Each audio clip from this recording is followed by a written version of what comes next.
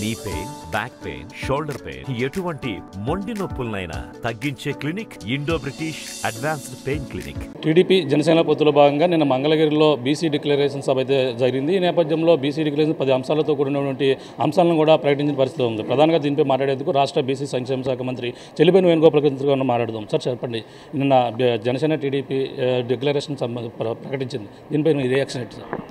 చంద్రబాబు వరుసగా చెప్పే అబద్ధాలకి కొత్త డ్రెస్ వేసాడు.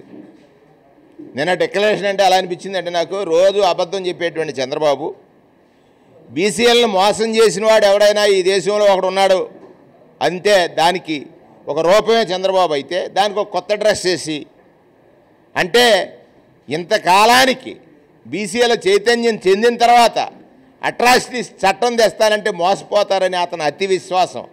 బీసీఎల్ మీద అట్రాసిటీస్ చట్టం తెస్తాను అని చెప్పాడంటే బీసీఎల్ ఎంత చిన్నగా చూస్తున్నాడో చూడండి.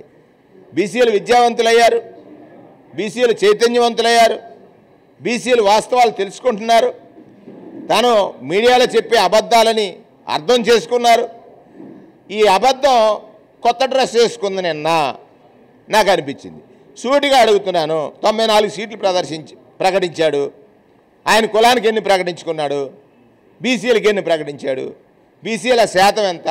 ఆయన కులం శాతం ఎంత? కులానికి ప్రకటించుకున్నటువంటి చంద్రబాబు బీసీ డిక్లరేషన్ గురించి మాట్లాడటం అనేది అది ఒక కాపీ పేస్ట్, కాపీ కొట్టి పేపర్ రాయటం అప్పటి నుంచి అలవాటు ఉండి ఉంటుంది ఆయనకి. ఏదన్నా చంద్రబాబు నాయుడు స్వయంగా ప్రజావసరాలకు సంబంధించిన ఏ ప్రకటన చేయలేడు, ఎక్కడో ఒకటి కాపీ కొడతాడు. ఇప్పుడు 6 ప్రకటించాడు, అదో కాపీ పేస్ట్. ఆ 6 ప్రకటనలో వాస్తవం ఎంత ఉందో తెలియదు, అది చేయక్కలా. మళ్ళీ ఇప్పుడు ఇది ఇంకోటి ప్రకటించాడు. డిక్లరేషన్లో అబద్ధం చెప్పకుండా ఈ మధ్యలో కొత్తగా వైరెట్టాడు, ఒక అవతారం ఎత్తాడు. ఆ అవతారంతో ఆయన ఇష్టం వచ్చినట్టు మాట్లాడుతున్నాడు. పక్కన పవన్ కళ్యాణ్ సాక్ష్యం పెట్టుకున్నాడు. 2014లో కూడా మోడీ గారిని, పవన్ కళ్యాణ్ గారిని అందరినీ సాక్ష్యం పెట్టుకుని కదా ఈ రాష్ట్రాన్ని ఖతం చేసి పడేశాడు.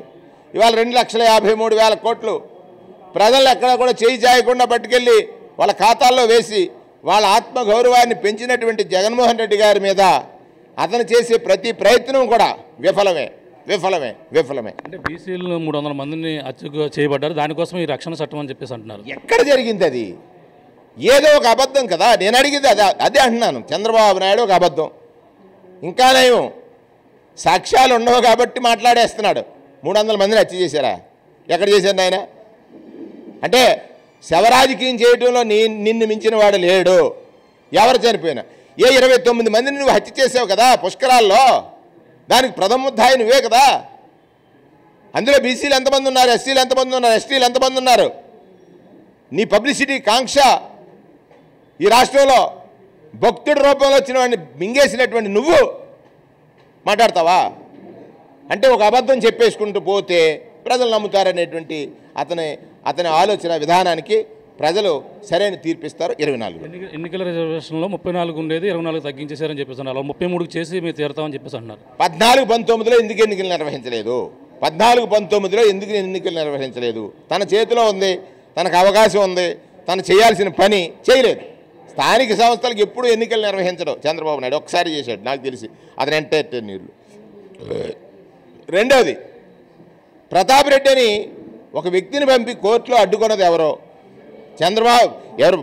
జగన్మోహన్ రెడ్డి గారు చేసినటువంటి 34% రిజర్వేషన్తో స్థానిక సంస్థల ఎన్నికలకు వెళ్ళాలంటే అడ్డుకున్నది ఎవరు? అతనే కదా. అయిపోయింది.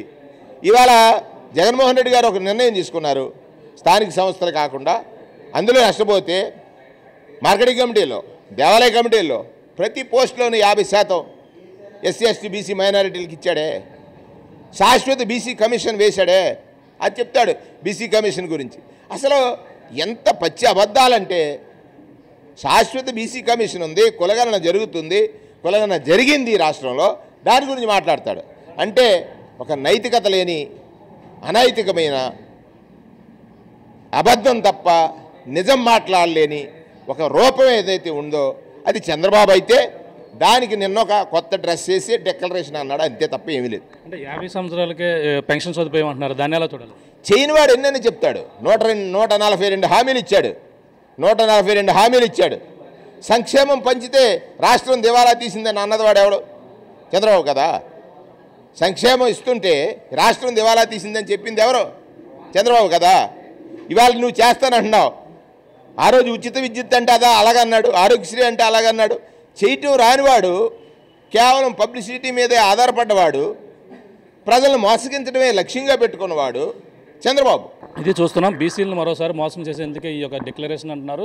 గతంలో బీసీలకి ఏనాడు చేయని విధంగా మేము ఇప్పుడు చేస్తున్నటువంటి పరిస్థితి ఉన్న నేపథ్యంలో ఈ విధంగానే వారులకే రాబోయేది ఏదో విధంగా అధికారాన్ని దక్కించుకోవడానికి చంద్రబాబు కావచ్చు, పవన్ కళ్యాణ్ మరొక అవతారాన్ని ప్రధానంగా ఈ బీసీ డిక్లరేషన్ అని ఏది కూడా అమలు కావని ప్రధానంగా చెప్తున్న పరిస్థితి, చెల్లిబోని వేణుగోపాలకృష్ణ చెప్తున్న పరిస్థితి ప్రధానంగా ఉందని చెప్పాలి. ఇది కూడా ఉన్న తాజా పరిస్థితి. కేవలం బాలుతో ప్రకాశ్, RTV, రాజమండ్రి నుంచి. మరిన్ని వీడియోస్ కోసం ఛానల్ ని సబ్స్క్రైబ్ చేయండి. లేటెస్ట్ అప్డేట్స్ కోసం వాట్సాప్ ఛానల్ ని ఫాలో చేయండి.